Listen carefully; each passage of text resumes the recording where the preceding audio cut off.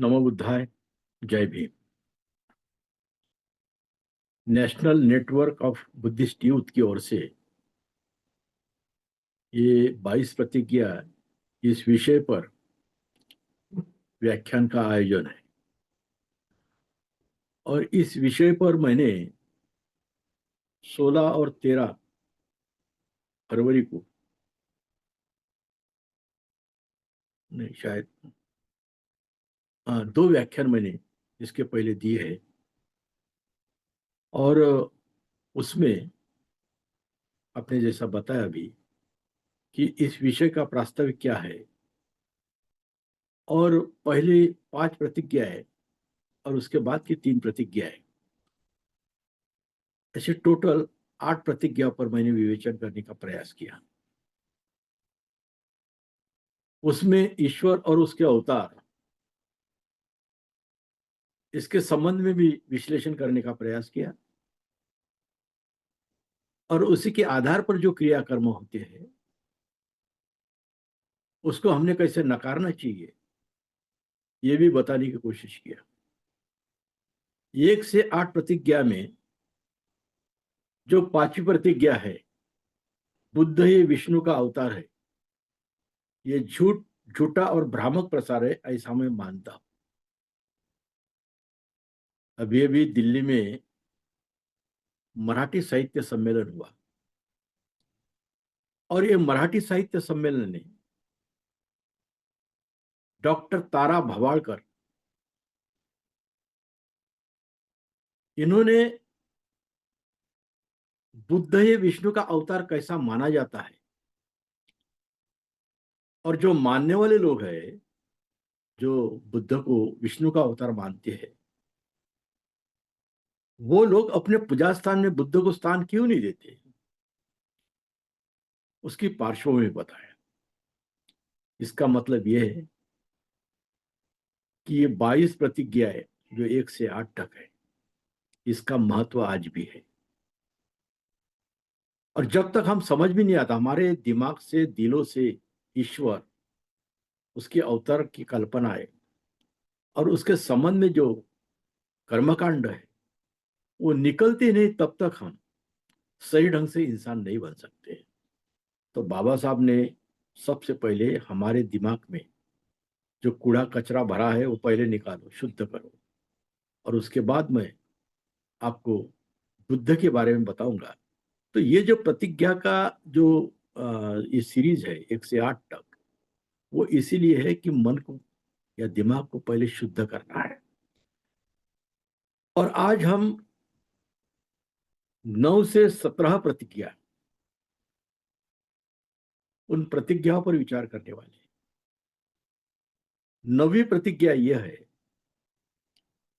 कि सभी मनुष्य मात्र समान है, ऐसा मैं मानता हूं। आज की जो समाज रचना है या बुद्ध के पहले की जो समाज रचना थी, वो कोई मनुष्य मात्र समान नहीं थे, इसीलिए बुद्ध का उदय हो गया, उनके फिलॉसफी का उदय हो गया। उसके पहले व्यवस्था, सामाजिक व्यवस्था वैदिक धर्म के आधार पर इस भारतवर्ष में थी। ये वैदिक और ब्राह्मणी दर्शन, इसका मूल आधार जो है वो इस देश की चातुर्वर्ण्य व्यवस्था, यानी समाज अगर चलाना है तो 4 वर्ण होनी चाहिए और 4 वर्ण का महत्व ये सारे धर्म ग्रंथों में बताया गया है। तो डॉक्टर बाबा साहब अम्बेडकर एक बार स्पष्ट रूप से कहा कि हमारे समस्या का मूल कारण अगर कोई है तो वो हमारे धर्म ग्रंथ है। इसलिए बाबा साहब अम्बेडकर ये बताते हैं कि हमारी जो समस्या है वो धर्म ग्रंथ में है और धर्म ग्रंथ हम समझ अगर नहीं सके तो हमारे समस्या का भी निर्मूलन नहीं हो सकता। ये जो चातुर्वर्ण्य व्यवस्था है ये सामाजिक व्यवस्था है। समाज के चलाने के लिए कोई बुद्धिमान वर्ग की जरूरत है तो एक ब्राह्मण वर्ग निर्माण हुआ। देश को और समाज को अगर संरक्षित करना है तो क्षत्रिय वर्ग की आवश्यकता है, तो क्षत्रिय वर्ण निर्माण हुआ। व्यवसाय कर चलाना है, धंधा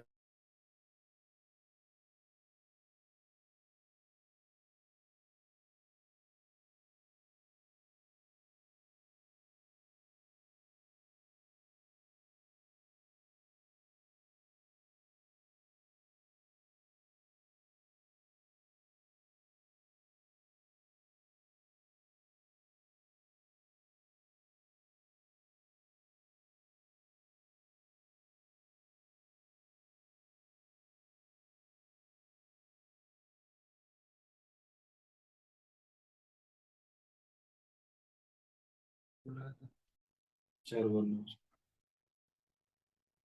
तो समाज को चलाने के लिए चार वर्ण की आवश्यकता है।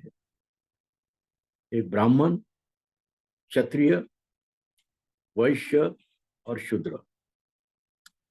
ये दिखने के लिए आदर्श समाज व्यवस्था लगती है कि समाज का संचालन अगर करना है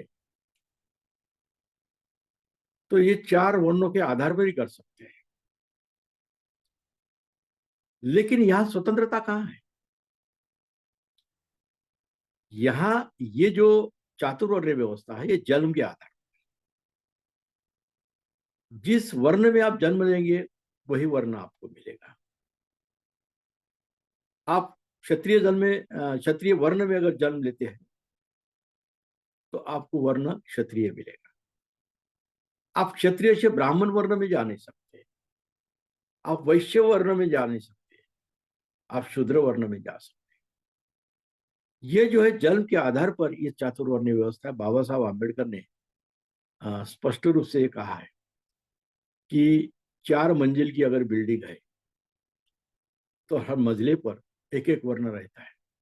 यहाँ तक ठीक है, यहाँ कोई प्रॉब्लम नहीं। समाज के लिए ब्राह्मण की व्यवस्था है या बुद्धिवादी वर्ग की व्यवस्था आवश्यक है। संरक्षण के लिए क्षत्रिय वर्ण की व्यवस्था आवश्यक है। व्यापार उद्यम के लिए एक शुद्ध वैश्य की आवश्यकता है और सेवा करने के लिए शूद्र की आवश्यकता है। लेकिन बाबा साहब करते हैं कि चार मंजिल बिल्डिंग में जीना जो रहता है वो नहीं है। एक वर्ण से दूसरे वर्ण में जा नहीं सकते। जिस वर्ण में आपने जन्म लिए उसी मरण उसी वर्ण में आपको आपका जीवन समाप्त करना है। डॉक्टर बाबा साहब आम्बेडकर ने इसलिए कहा कि अगर ये वर्ण वर्ण व्यवस्था नष्ट नहीं होती तो इस देश में समता प्रस्थापित नहीं होती। तो इसलिए चार वर्णों के बारे में डॉक्टर बाबा साहब आम्बेडकर ने कहा कि ये जो वर्ण व्यवस्था है ये वर्ण व्यवस्था चार वर्णों में विभाजित है और ये जन्म के आधार पर है, कर्म के आधार पर। वहां जहां पर जो जन्म लिया है उसी के नियम पर, समाज के नियम पर कर्म करना है। उसका अगर उल्लंघन हो गया तो आप शिक्षा पात्र होगे। मनुस्मृति में यही लिखा है, अन्य ग्रंथों में यही लिखा है। दूसरी बात, ये जो चातुर्वर्ण्य है, ये जो विभाजन है, ये विषमता के आधार, इसमें समता नाम की कोई चीज नहीं। विषमता मतलब सर्वश्रेष्ठ जो वर्ग रहेगा वो ब्राह्मण का रहेगा, उसके नीचे क्षत्रिय का रहेगा, उसके नीचे वैश्य का रहेगा, उसके नीचे शूद्रों का रहेगा। और उसका स्तर भी, सामाजिक स्तर उसी के आधार पर। ये सामाजिक स्तर में बदल नहीं हो सकता किसी हालत में। एक शूद्र का लड़का अगर बलाढ्य है, लड़ाई के लिए पारंगत है, तो क्षत्रिय नहीं बन सकता। तो जिस वर्ण में आपने जन्म लिए उसी वर्ण में आपको मरना है, उसी वर्ण में रहना है। उसके बाद में व्यवसाय का विभाजन बताया गया कि हर वर्ण ने कौन सा व्यवसाय करना चाहिए। ब्राह्मण ने जो उसका जो वर्ग है उन्होंने अध्ययन करना चाहिए, पूजा करना चाहिए। क्षत्रियों ने संरक्षण करना चाहिए, वैश्य ने व्यापार उद्यम करना चाहिए और शूद्रों ने ये तीन ही वर्ण की सेवा करना चाहिए, ऐसा एक विभाजन है। शिक्षा का हक, जिससे मानवीय प्रगति होती है, उसका जो आधार है वो शिक्षा है। वो शिक्षा ब्राह्मण क्षत्रिय वैश्य के लिए थी, लेकिन शूद्रों के लिए शिक्षा का कोई प्रावधान नहीं था। इतना ही नहीं कि समाज का आधा घटक, जिसे महिला या स्त्री कहते हैं, उनको भी शिक्षा लेने का अधिकार नहीं था। उसके बाद मनुष्य का विभाजन, मनुष्य की अवस्था उन्होंने विश्लेषित की कि जीवन यापन जो करना चाहिए ये चार स्तर से करना चाहिए। ये चार जीवन की अवस्था रहेगी। एक अवस्था है ब्रह्मचर्य, उसमें अध्ययन करना है। दूसरी अवस्था है गृहस्थ आश्रम, उसमें वैवाहिक जीवन संपन्न करना है। तीसरी अवस्था है वानप्रस्थ, इसमें वैराग्य जीवन। और आखिरी की अवस्था है संन्यास, ईश्वर से तादात्म्य पाने की कोशिश करना। ये जो बताई गई बातें हैं, ये सब वर्ण व्यवस्था की, ये वेदों में बताई गई। और वेद अचूक है, वो गलती नहीं करते, वो पवित्र है ऐसा मानते हैं। और इसका संबंध ईश्वर से, और ईश्वर का संबंध आत्मा से। तो आदमी, इंसान और ईश्वर, इसके बीच जो संबंध है वो आत्मा से है। और इसलिए ये समाज रचना में हम बदलाव नहीं ला सकते। इसी को पवित्र माना गया है, इसको आदर्श माना गया है। और इसलिए भगवान बुद्ध ने ये चातुर्वर्ण व्यवस्था पर प्रहार किए। और जब तक ये चारों चातुर्वर्ण व्यवस्था नष्ट नहीं करते, तब तक मनुष्य मात्र समान है, सब मान नहीं सकते। तब भगवान बुद्ध ने सबसे पहले प्रयास किया। तब भगवान बुद्ध के साथ में कुछ लोगों ने, पंडित लोगों ने वार्तालाप करने की कोशिश की। और उसमें अश्वलायन नाम का जो ब्राह्मण है, वो भगवान बुद्ध से वार्तालाप करता है कि चातुर्वर्ण व्यवस्था कैसी अच्छी है। तो भगवान बुद्ध उसे कहते हैं कि तुम्हारी चातुर्वर्ण व्यवस्था आदर्श है, तो सभी देशों में क्यों नहीं दिखाई? अच्छी जब आदर्श चीज होती है तो सब विश्व में वो फैल जाती है। लेकिन ये चीज अगर आदर्श है, चातुर्वर्ण्य व्यवस्था, तो अन्य देश में क्यों नहीं दिखाई देती? ऐसा सवाल जब भगवान बुद्ध अश्वलायन को कहते हैं, तो अश्वलायन निरुत्तर हो जाता है। इसका कोई उसके पास में जवाब नहीं है।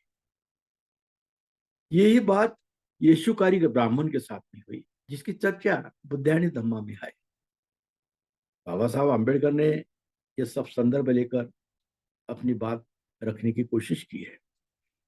यीशुकारी ब्राह्मण से जब वार्तालाप हो गई, तो बुद्ध ने उत्तर दिया, ब्राह्मणों का यह वर्गीकरण संपूर्ण संसार को स्वीकार्य है क्या? वही चीज दूसरे शब्दों में भगवान बुद्ध उनको पूछते हैं। तो यीशुकारी ब्राह्मण के पास में इसका कोई जवाब नहीं। इसका मतलब यह है कि ये जो चातुर्वर्ण व्यवस्था है, ये चातुर्वर्ण व्यवस्था ये कुछ लोगों के स्वार्थ के लिए बनाई गई, अपना वर्चस्व रखने के लिए बनाई गई। दूसरे के हितों का और अधिकारों का उन्होंने विचार नहीं किया। इसलिए इस देश का जो अधपतन हुआ है, उसका कारण ये है, ये जो चातुर्वर्ण्य व्यवस्था है। और इस चातुर्वर्ण्य व्यवस्था से ही जाति जाति निकली है। किसके आधार पर?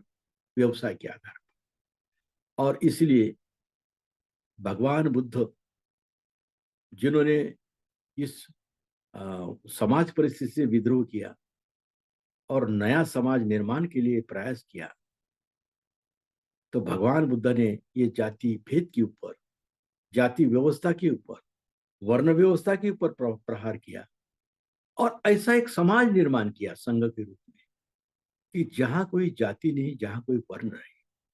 और इसलिए भगवान बुद्ध के संघ में सारिपुत्र और मोगलायन जैसे ब्राह्मण लोग उसके संघ में सम्मिलित थे।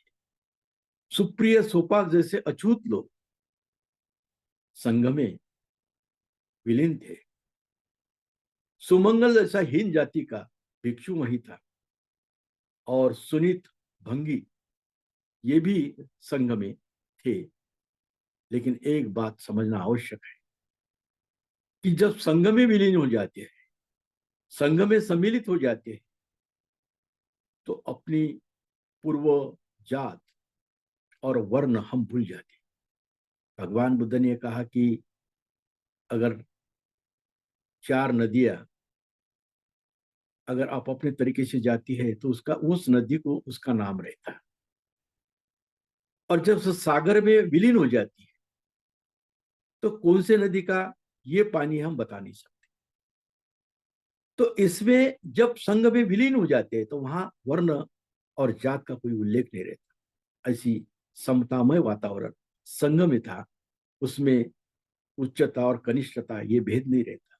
उच्च जाति के या कनिष्ठ जाति के भेदभाव नहीं रह सकता। और इसलिए भगवान बुद्ध ने जो संघ बताया वो एक हमारे लिए समता का, समानता का एक आदर्श है। और यही बात डॉक्टर बाबा साहब अम्बेडकर ने संविधान के रूप में लाया है।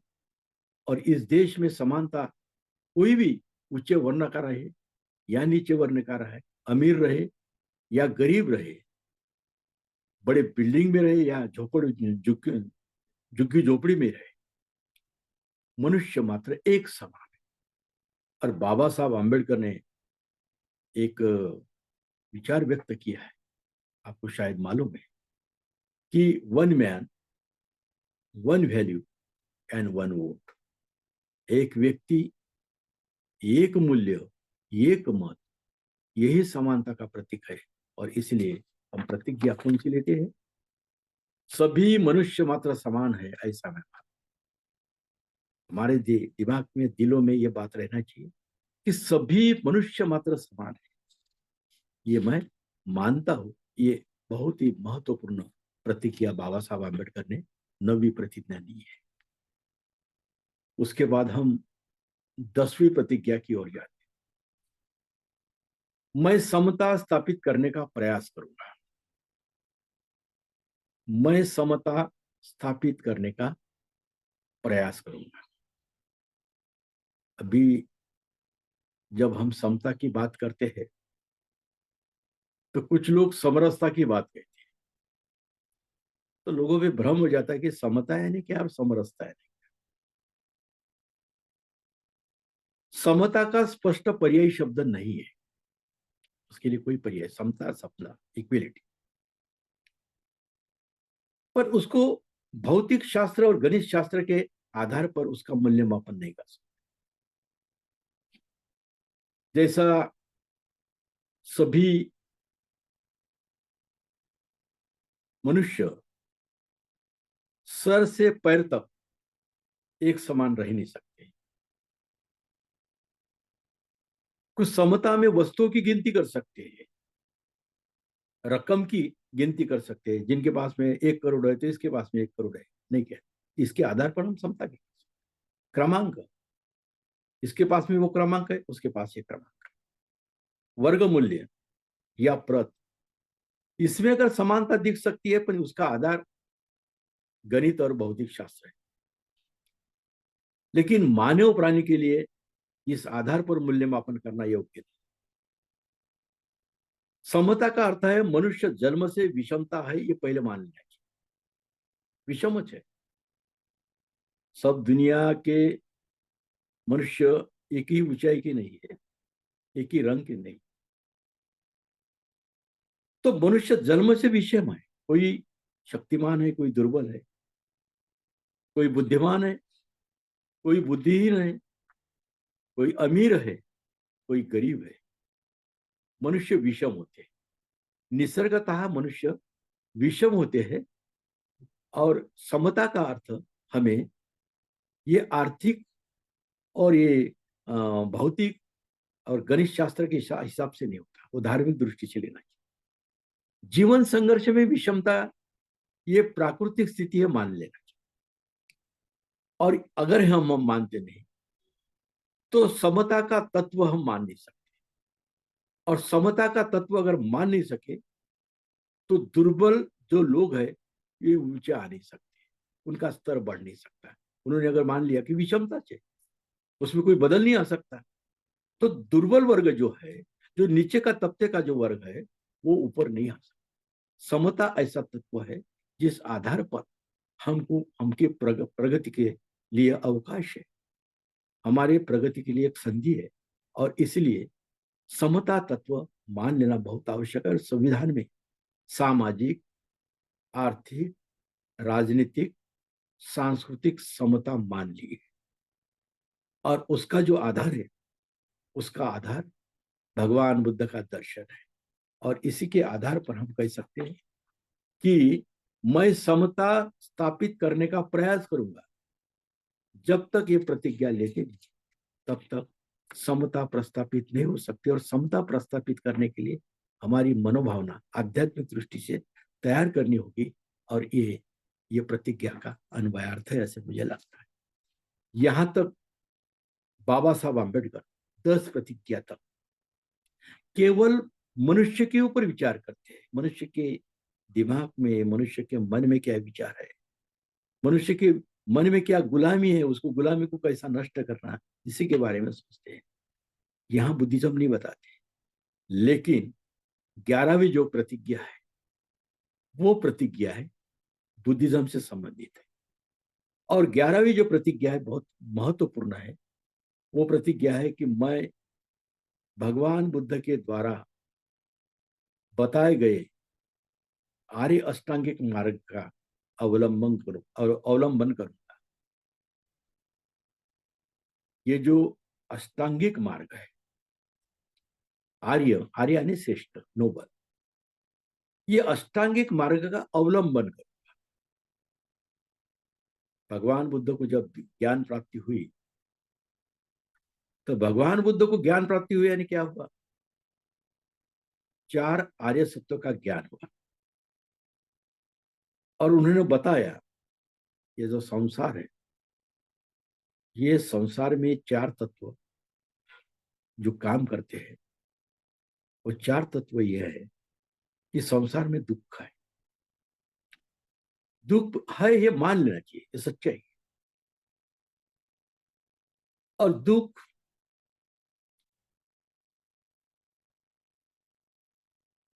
के कारण कुछ रहते हैं, इसलिए दूसरा तत्व जो बताया, जिसका नाम है दुख समुदय, दुख समुदय, ये दूसरा तत्व है। तीसरा तत्व ऐसा है कि कोई भी दुख परमानेंट नहीं है, उसमें बदल आ सकता है, और उसके लिए कुछ प्रयास करना होगा। उसी का नाम उन्होंने दुख निरोध ऐसा रखा है। लेकिन प्रयास करने से नहीं होगा, उसके लिए कुछ मार्ग है, और उस मार्ग पर अगर क्रमण नहीं करते तो दुख नष्ट नहीं हो सकता। उसके लिए दुख निरोधन गामिनी प्रतिपद, ये चौथा तत्व आर्य सत्य का भगवान बुद्ध ने प्रतिपादन किया है। और ये दुख निरोध गामिनी प्रतिपद यानी आर्य अष्टांगिक मार्ग है।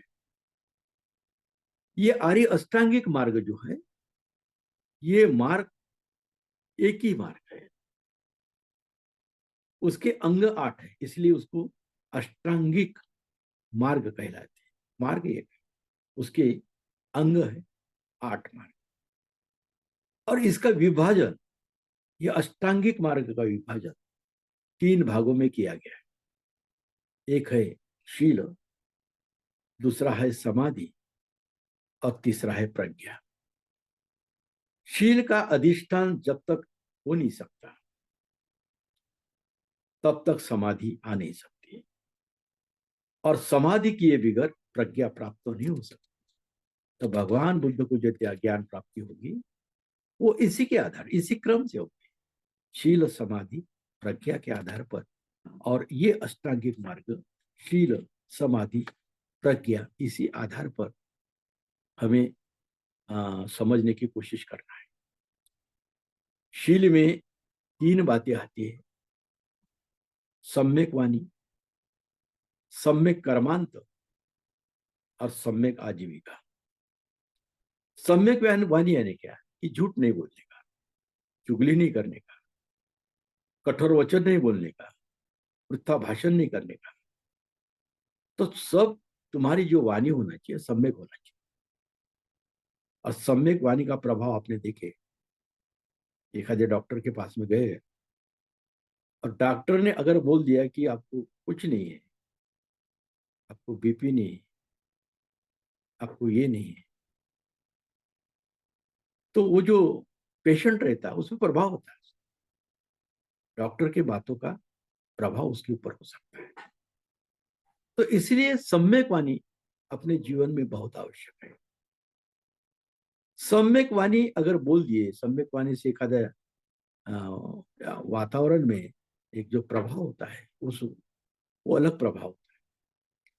लेकिन बोलने से ही नहीं होता, उसके साथ में उसी के आधार पर कर्म होना चाहिए।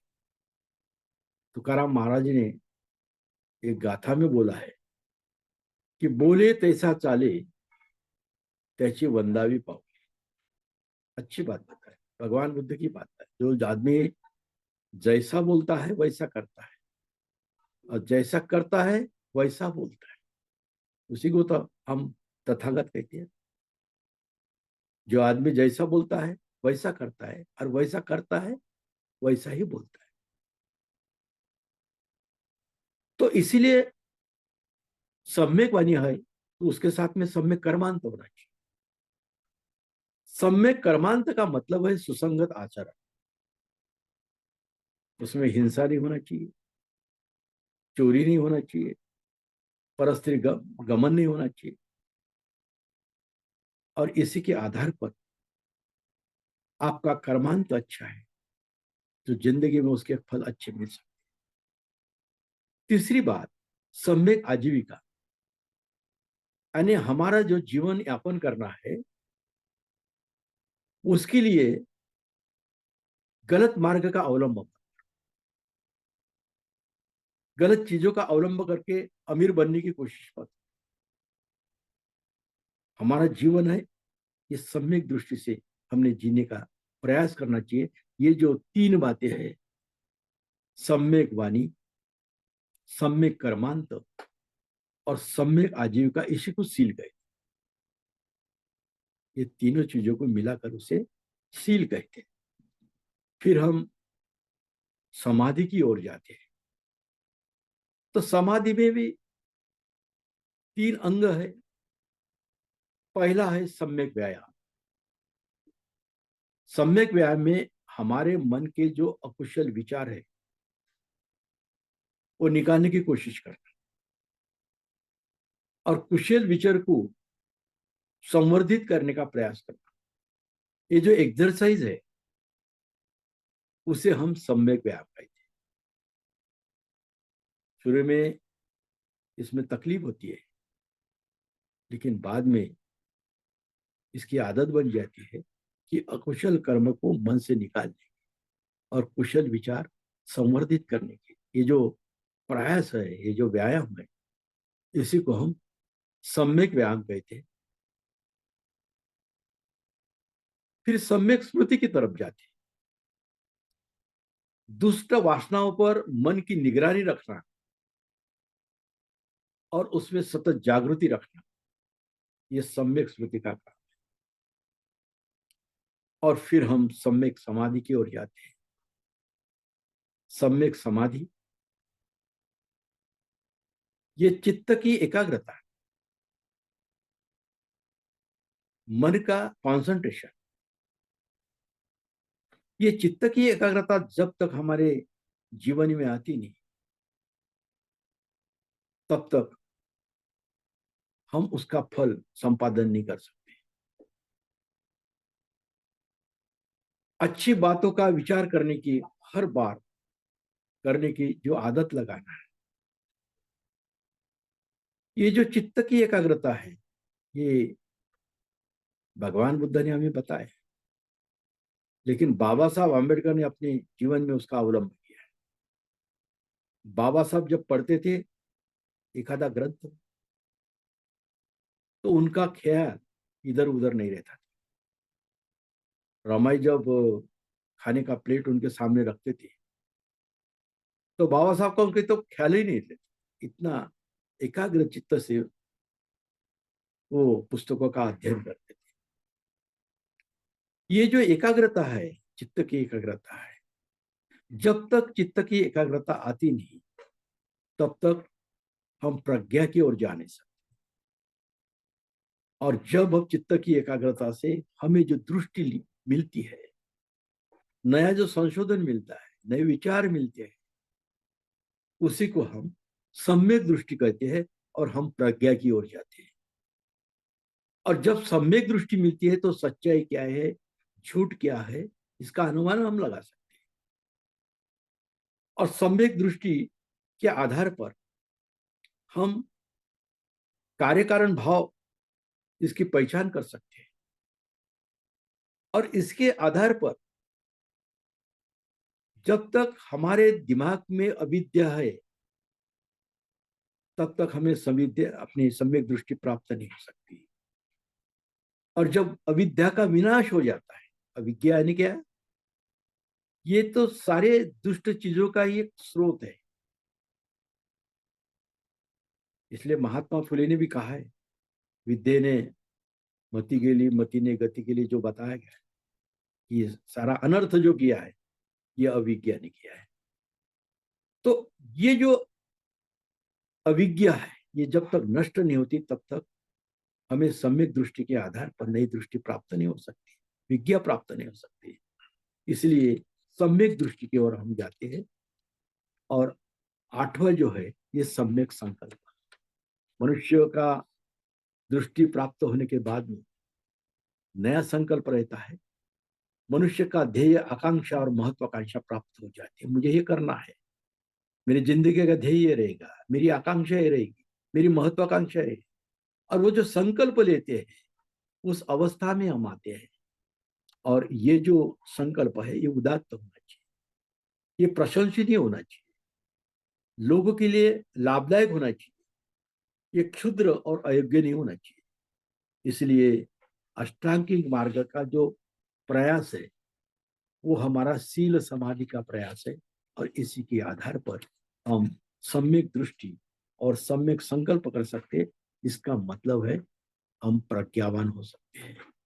प्रज्ञावान होना यानी इस अवस्था में जाना कि जिस अवस्था में मुक्ति का मार्ग मिलता है, मुक्ति का, दुख से मुक्ति का मार्ग मिलता है।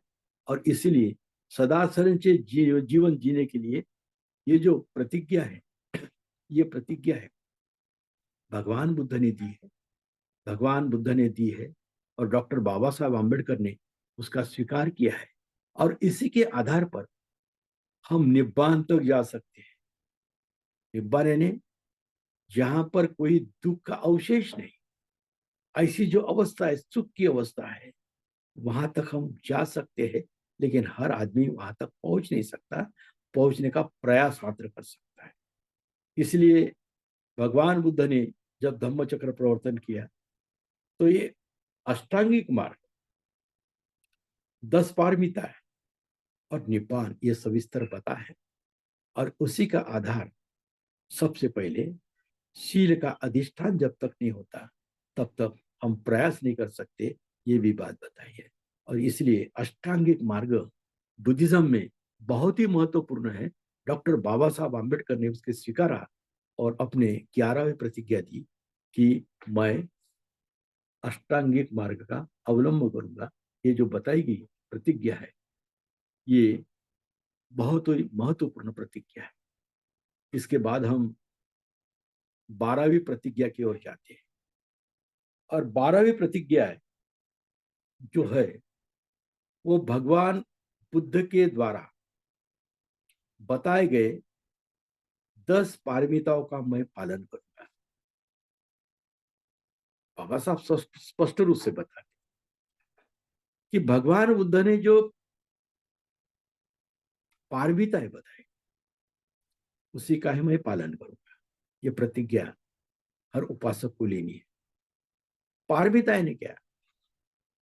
पारमिताएं ने एक चीजों पर पूर्णता लाना। जैसा चंद्र आकाश में थोड़ा थोड़ा बढ़ते जाता है और पूर्णिमा की तरफ जाता है, ऐसी जो अवस्था है, तो क्रम से ऐसा नहीं होता कि एक दिन में पूर्णिमा और दूसरे दिन में ये उसके की जो कोर है या उसका जो भाग है वो एकदम विकसित हो जाता है, ऐसा नहीं। उसमें धीरे धीरे पूर्णता लाना, और पूर्णता लाने का जो प्रयास है वो ये 10 बातों पर निर्भर है। ये भगवान बुद्ध में जो पारमिताएं बताई है, वो पारमिता का क्रम डॉक्टर बाबा साहब आम्बेडकर ने अपने ढंग से रखा। क्या है कि जब हम पढ़ते हैं बुद्धिस्ट लिटरेचर, तो एक क्रम में कुछ बदलाव दिखता है। तो ये बदलाव के अलावा बाबा साहब आम्बेडकर ने जो क्रम बताया, उसी के आधार पर हमने अगर क्रम लिए तो उसमें कंफ्यूजन नहीं होता। इसलिए पहला जो क्रम है वो शील है। शील, दान, उपेक्षा, नैष्क्रम्य, वीर्य, शांति, सत्य, अधिष्ठान, करुणामय, ये 4 पारमिता है। ये 4 पारमिता हमारे जीवन में अपने ढंग से अपन कर सकते। तो सबसे पहले शील का अधिष्ठान है। शील जब तक पूरा नहीं होता तब तक हमारे जीवन में नीतिमत्ता नहीं आ सकती। दूसरी बात दान बताया। दान यानी दूसरों के भलाई के लिए अपनी निजी संपत्ति, खून और देह का अर्पण करना, इसे दान कहते हैं। स्वमर्जी से, ऐसा नहीं कि दूसरे ने बोला करके हमने दान किए।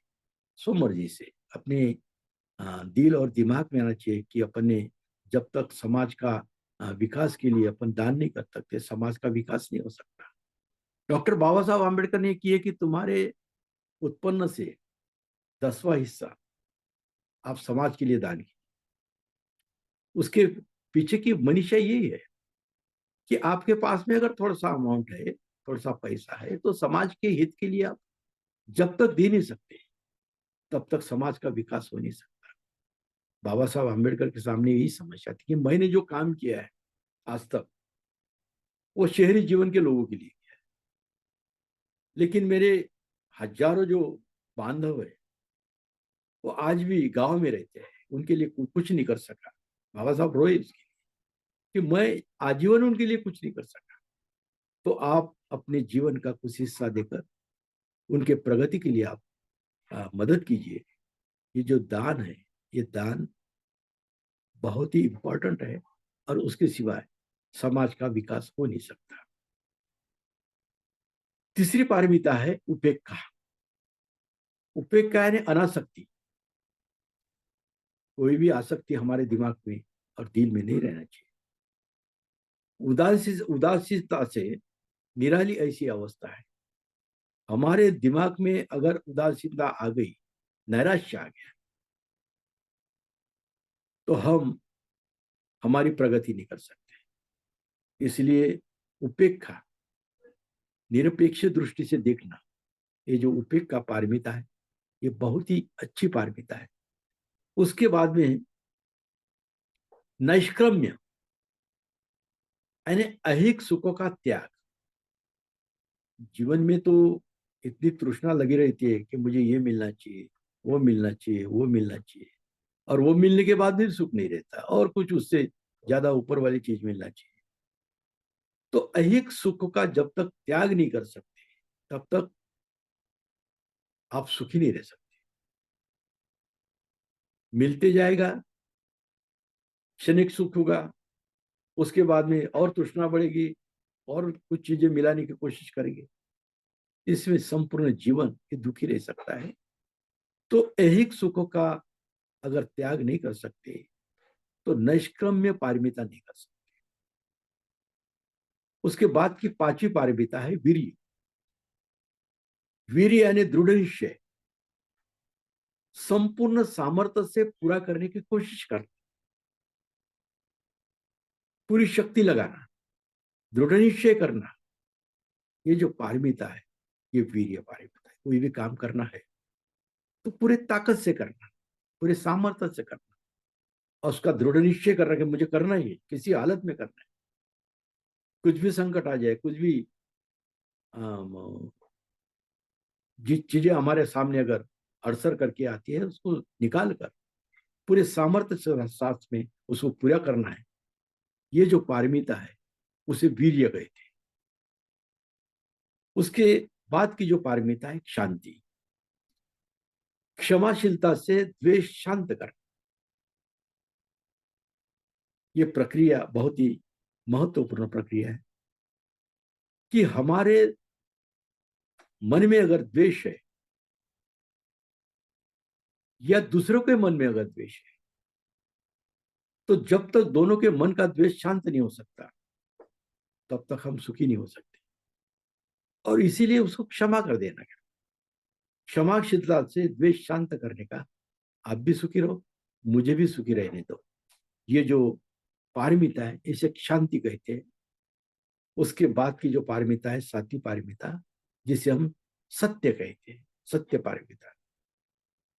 इसमें झूठ नहीं बोलने का है, इसमें सच्चाई खोजने का प्रयास करना है।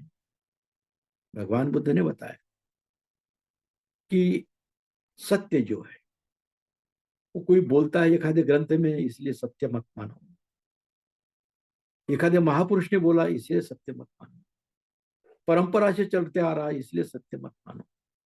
तो आप खुद उस पर विचार करो और क्या चीज है सत्य, क्या चीज है उसकी खोज करो।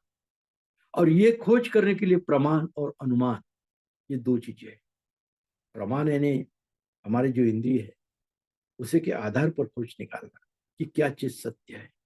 और इसके बाद भी कुछ लक्षण दिखाई देते हैं। जैसा अभी बारिश आ रही है, इसका मतलब आकाश में बादल है, यहाँ देखने की कोई अनुमान लगा सकते हैं, अनुमान लगा सकते। तो प्रमाण और अनुमान के आधार पर सच्चाई की खोज करना, ये जो पारमिता है इसे हम सत्य पारमिता कहते हैं। और उसके बाद में आठवीं जो पारमिता है वो अधिष्ठान है। और अधिष्ठान में जो हमारा ध्येय है, ये ध्येय पूर्ति का दृढ़ संकल्प करना, उसके अधिष्ठान कहते हैं। ध्येय पूर्ति का दृढ़ संकल्प करना, ये अधिष्ठान है। और उसके बाद जो भी ध्येय पूर्ति के लिए भी कार्ल मार्क्स ने कुछ बातों में हिंसा का मार्ग बताया। अगर क्रांति करना है तो आप सशस्त्र क्रांति कर सकते हैं। भगवान बुद्ध सशस्त्र क्रांति को मान्यता नहीं। डॉक्टर बाबा साहब आम्बेडकर ने उसके ऊपर विचार किया है कि हिंसा किस जगह करना है और हिंसा किस जगह नहीं करना। अगर हमने पूरा अहिंसा का ही पुरस्कार कर लिया तो देश के बचाव के लिए सैनिक क्या करेंगे। और इसी के आधार पर कहाँ हिंसा जरूरी और कहाँ हिंसा जरूरी नहीं।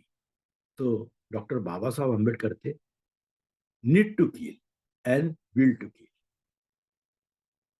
विल टू किल यानी तुम्हारी इच्छा नहीं होना चाहिए हिंसा करने की, लेकिन जरूरत है तो हिंसा भी करना चाहिए।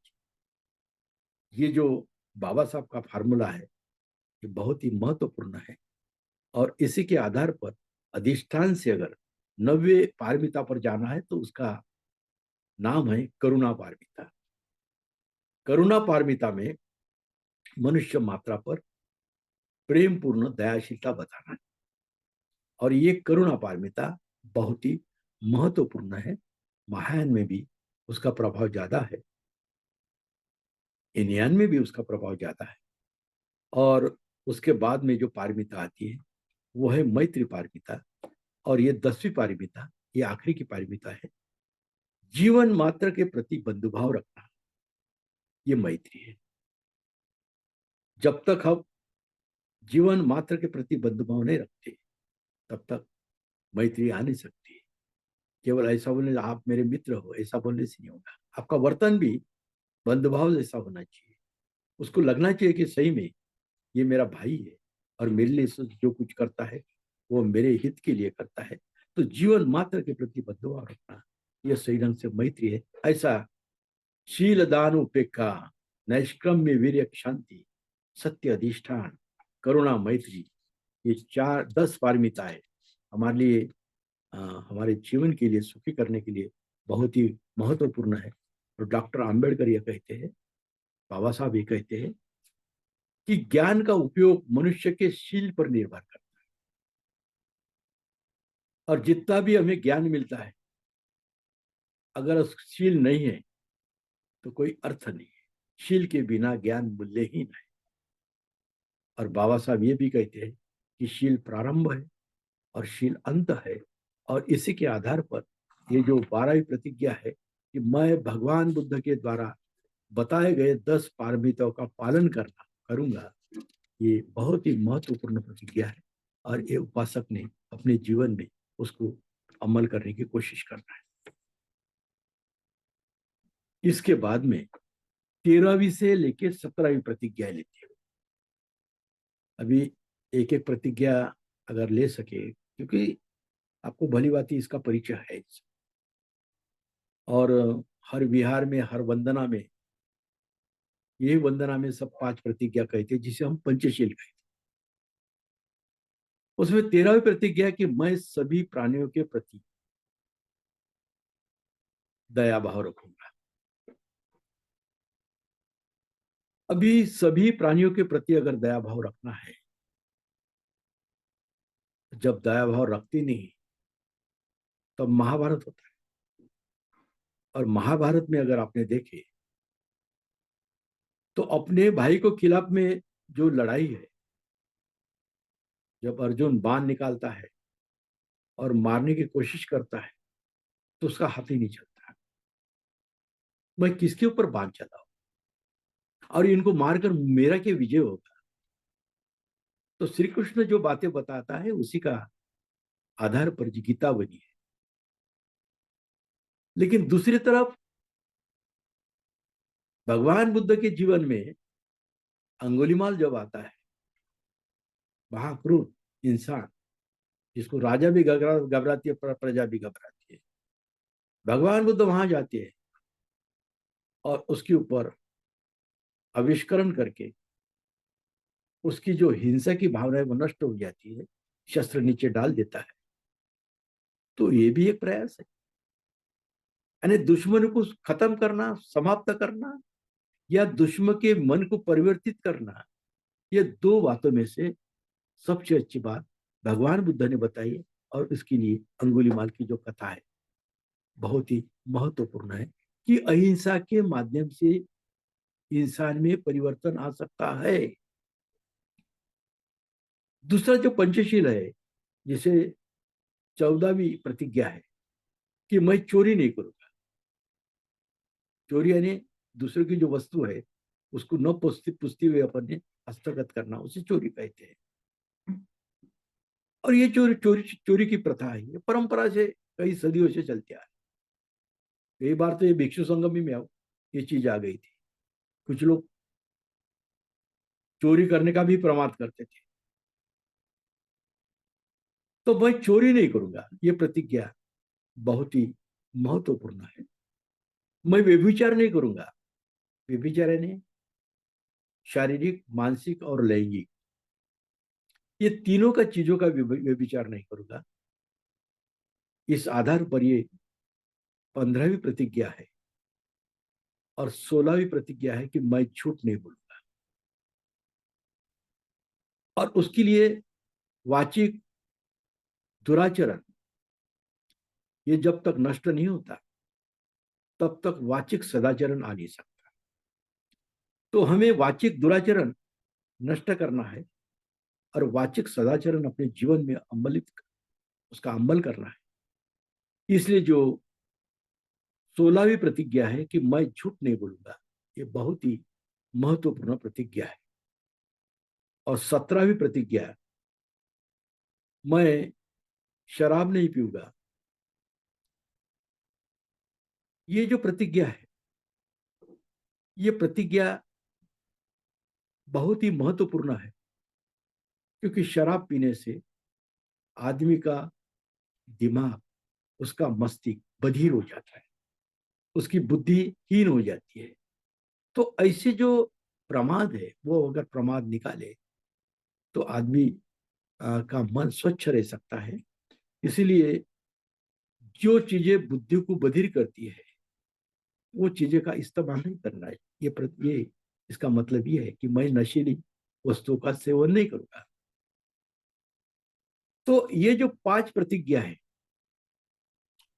पंच जिसे हम पंचशील कहते हैं, तो भगवान बुद्ध ने जब सारनाथ में पहला प्रवचन दिया था, जिसे हम धम्म चक्र प्रवर्तन कहते हैं, वो धम्म चक्र प्रवचन देने के पहले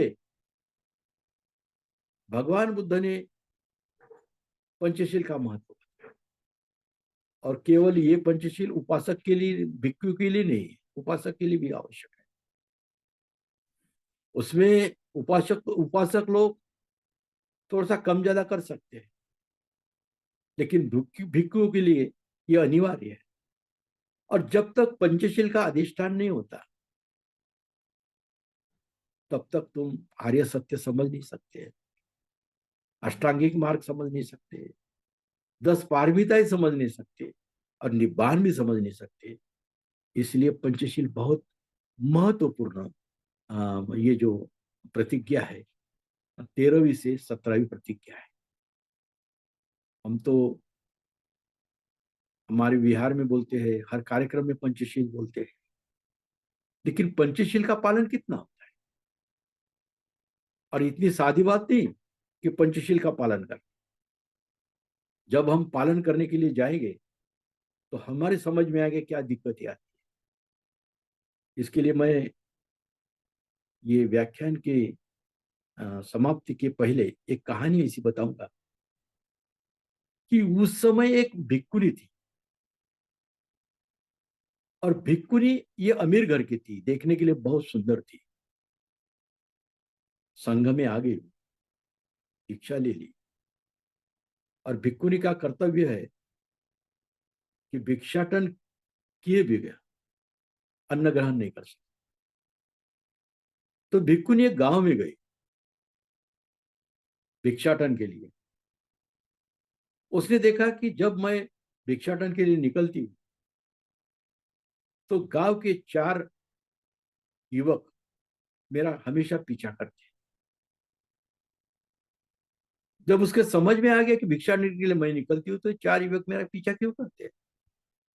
एक दिन रुकी और चारों को पूछा कि जब मैं भिक्षाटन के लिए निकलती हूँ, तो आप 4 लोग मेरा पीछा क्यों करते हैं। तो उसमें से एक आगे आया और बताया कि आप इतनी सुंदर हो कि हमें ऐसा लगता है कि आपने भीख मांगना ये बंद कर दिया। हम सारी सुविधा आपको देंगे, आपकी जो इच्छा है उसकी पूर्ति करेंगे, और वक्त आ गया तो आपके साथ में शादी भी कर सकते हैं, लेकिन ये काम करना बंद कर दिया। उन्होंने भिक्षुओं को, अपने युवकों को पूछा, भिक्षुनी ने, ठीक है, आप जो कहते हैं वो मुझे मंजूर है, लेकिन मेरी एक शर्त है। मेरी एक शर्त ऐसी है कि मैं आपके साथ में रह सकती हूँ, मैं आपके साथ में शादी भी कर सकती हूँ, लेकिन मेरी एक अट ऐसी है कि आप मुझे 1 महीना पंचशील का पालन करके बताइए, और इसमें अगर आप उत्तीर्ण हो गए, जो आप में से 4 युवक है, ये 4 युवक में से जिन्होंने इसकी परिपूर्ति की पंचशील की, उसके साथ में मैं शादी करने को तैयार हूं। तो महीने की शुरुआत हो गई। पहले हफ्ते में एक युवक ने देखा कि ये पंचशील का मुझसे पालन नहीं होता, तो ये स्पर्धा से बाहर निकल गया। दूसरे हफ्ते में दूसरा युवक सामने आया, उससे भी पूर्ति नहीं हुई, वो ये स्पर्धा से बाहर निकल गया। तीसरे हफ्ते में तीसरा युवक निकल गया, और चौथे हफ्ते में एक ही युवक रहा जो पंचशील का परिपालन पूर्ण रूप से करता था। महीने के आखिरी दिन जब भिक्षाटन के लिए भिक्षुनी आई, तो उसके सामने खड़ा हो गया और हाथ जोड़कर बोला कि मैंने पंचशील का पूरी तरह पालन किया है। तो भिक्षुनी बोली कि मैं आप पर विश्वास रखती हूं, मैं आपके साथ में शादी करने के लिए तैयार। वो युवक ने हाथ जोड़कर बोला कि 1 महीना पंचशील का पालन कर मेरे दिल और दिमाग में ऐसा परिवर्तन हो गया कि अब मैं वैवाहिक जीवन नहीं, अब मैं संघ का जीवन जीना चाहता हूं। आप मुझे आपके संघ में स्वीकार कीजिए, मैं भिक्खु बनने के लिए तैयार हूं। ये जो परिवर्तन है, ये परिवर्तन भिक्खु संघ के आधार, ये परिवर्तन जो है पंचशील के आधार पर होता है। ये पंचशील की परिपूर्ति जब तक हमारे जीवन में आते नहीं, तब तक हमारा जीवन बदल नहीं सकता। और इसलिए ये जो 13 से 17 तक जो प्रतिज्ञा है, पंचशील की प्रतिज्ञा है, ये बहुत ही महत्वपूर्ण प्रतिज्ञा है। और इसी के आधार पर हम सामने के जो प्रतिज्ञा है वो बाद में नेक्स्ट व्याख्यान में हम ये बताएंगे। लेकिन आज आज 9 से 17 तक मैंने जो प्रतिज्ञा है बताने की कोशिश की, शायद आपको पसंद आया, मुझे मालूम नहीं। लेकिन इसका अमल अगर आपने किए तो आपका भी जीवन मंगल हो सकता है। आपको जीवन मंगल होकर आपका जीवन सुखी हो सकता है, ऐसी मनोकामना व्यक्त करता हूँ और कहता हूँ कि भवतु सब्ब मंगलम, भवतु सब्ब मंगलम, भवतु सब्ब मंगलम।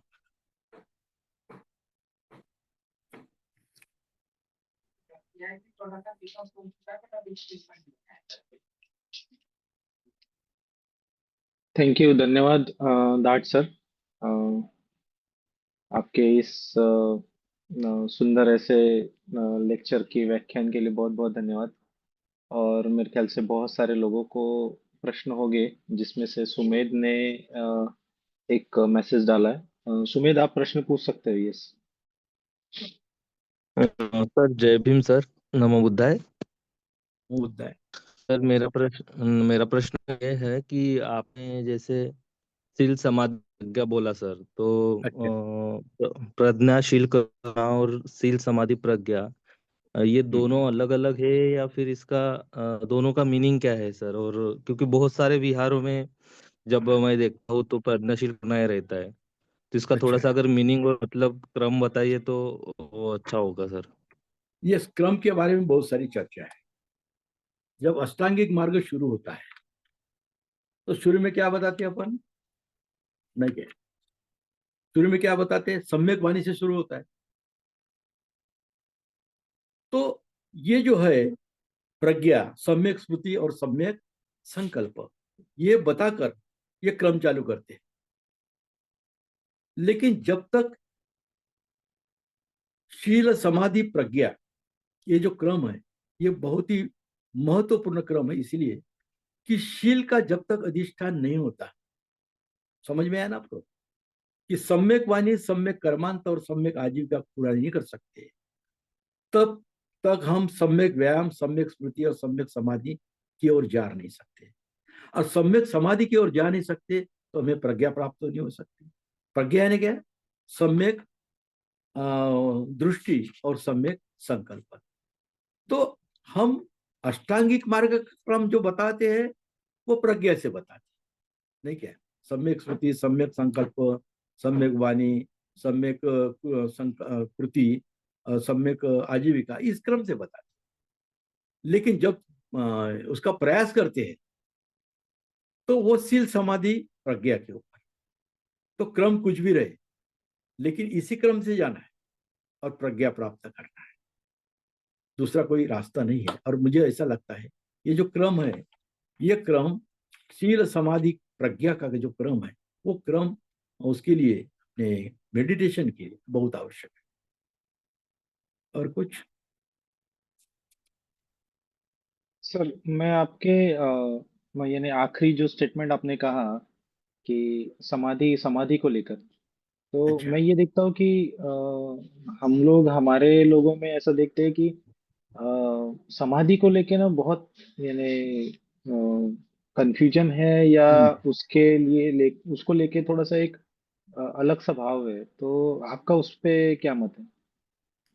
समाधि देखो, भगवान बुद्ध के पहले समाधि के सारे प्रकार थे। भगवान बुद्ध ने सब समाधि की शिक्षा ली है, और उसके बाद में भी उन्होंने जो प्रयास किया, लेकिन उसको कुछ भी मिला नहीं, कुछ भी मिला नहीं। तो भगवान बुद्ध ने और चिंतन में मनन किया, जो खीर खाकर वगैरह बताते हैं सब। वो जो चिंतन मनन किया, और उसके पास में नई खोज निकली, और उसी का आधार है आर्य सत्य। आर्य सत्य, और आर्य सत्य के आधार पर ये सारा बुद्धिज्म है पूरा। तो समाधि, ये जो प्रकार है, ये समाधि का प्रकार अलग ढंग से हो सकता है। समाधि यानी क्या है कि आदमी को मनुष्य से ईश्वर से तादात्म्य पाने के लिए जो प्रयास किया जाता है, वो भी एक समाधि का प्रकार है। और भगवान बुद्ध ने सारे प्रयास किए, इतने प्रयास किए हैं कि पेट और पीठ एक जगह आकर भी उनको कोई दर्शन नहीं हुआ। तब उन्होंने देखा कि ये जो चीजें है, ये कोई काम की चीजें नहीं। नए ढंग से विचार किया, और जब दुनिया में दुख है, तो दुख को समाप्त करने के लिए क्या रास्ता हो सकता है, तो चार आर्य सत्य का जो रास्ता निकला है, ये है समाधि। नहीं है ये सम्यक समाधि। सम्यक समाधि और समाधि में बाबा साहब अम्बेडकर ने बुद्धायनी धम्मा में अच्छा स्पष्टीकरण किया है। वो अगर समझने की कोशिश किए, तो सम्यक समाधि यानी समाधि से अलग समाधि होती है। और ये जो सम्यक समाधि है, ये कॉन्सेंट्रेशन ऑफ माइंड, चित्त की एकाग्रता करता है। चित्त की एकाग्रता ऐसे चीजों पर करो, ऐसा नहीं कि कुछ एक चीज पर अगर आपने कॉन्सेंट्रेशन कर दिया, जैसा था भगवान डॉक्टर बाबा साहब आम्बेडकर, रुपए के ऊपर जो चिंतन करना था, वो चिंतन ऐसा कर दिया कि उससे प्रॉब्लम ऑफ रूपी किताब निकलती। तो ये जो चिंतन करते हैं, मनन करते हैं, चित्त की एकाग्रता करके, और उस पर जो आपको ज्ञान मिलता है, वो ज्ञान, ये सम्यक दृष्टि है। और सम्यक दृष्टि, अगर सम्यक दृष्टि केवल दृष्टि से नहीं होता, उसके साथ में सम्यक संकल्प भी होना चाहिए। इसी को हम जो अष्टांगिक मार्ग में जो बताया गया है, वो अष्टांगिक मार्ग में उसी को हम क्या कहते हैं? प्रज्ञा कहते हैं। प्रज्ञा, और जिसके पास में ये प्रज्ञा है, वो आदमी प्रज्ञावान। बाबा साहब आम्बेडकर, उसके सामने केवल प्रज्ञा से काम नहीं होता। जब तक शील का अधिष्ठान नहीं, प्रज्ञा से काम नहीं होगा। तो इसका जो मूल है, वो शील है। शील के अधिष्ठान पर ही आपको समाधि पर जाना है, और शील के अधिष्ठान पर आपको प्रज्ञा प्राप्त करना है। यह प्रज्ञा प्राप्त करने के लिए आपको सम्यक समाधि की आवश्यकता है। और ये सम्यक समाधि कहीं कर सकते हैं, कोई भी आदमी कर सकता है, कोई चीज पर कर सकता है, इतना सादा है। ठीक है। और कोई प्रश्न हमारे पार्टिसिपेंट में से?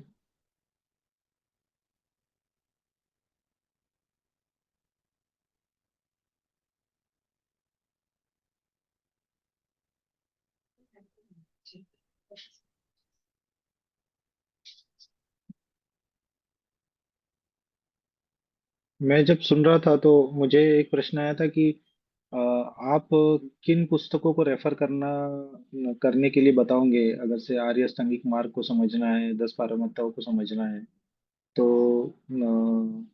हम में से लोगों को कौन सी किताबों को पढ़ना ज्यादा सही रहेगा? बहुत सवाल अच्छा है। पढ़ाई के अलग अलग तरीके हैं। आप किसी भी महापुरुष की किताब पढ़ सकते हो, त्रिपिटक की किताबें पढ़ सकते हो। लेकिन मुझे ऐसा लगता है कि जब 22 प्रतिज्ञा हम बताते हैं,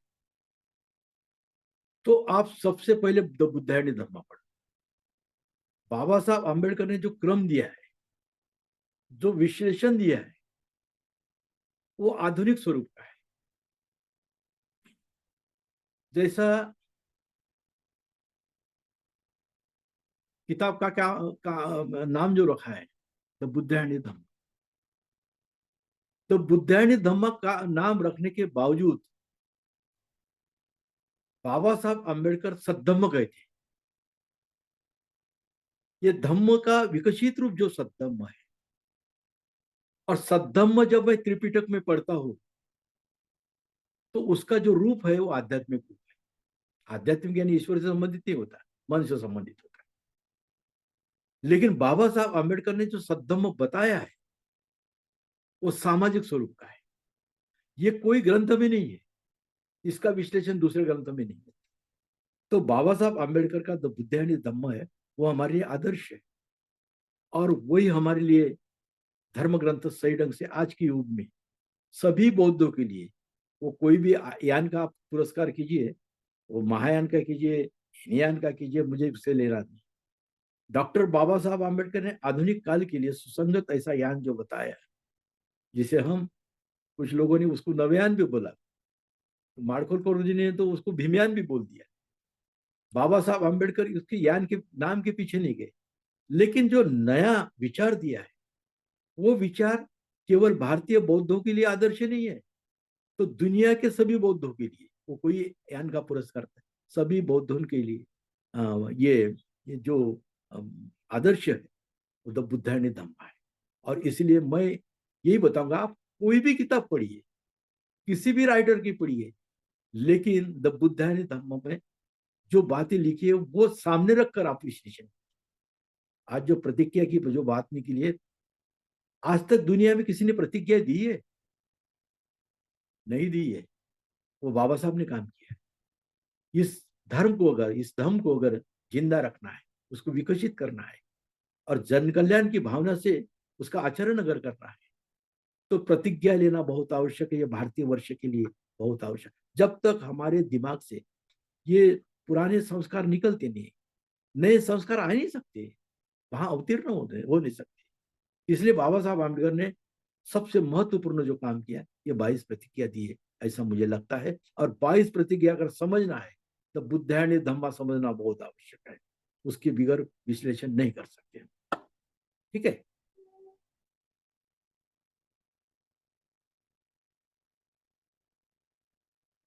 और कुछ सवाल होगे तो बोलिए।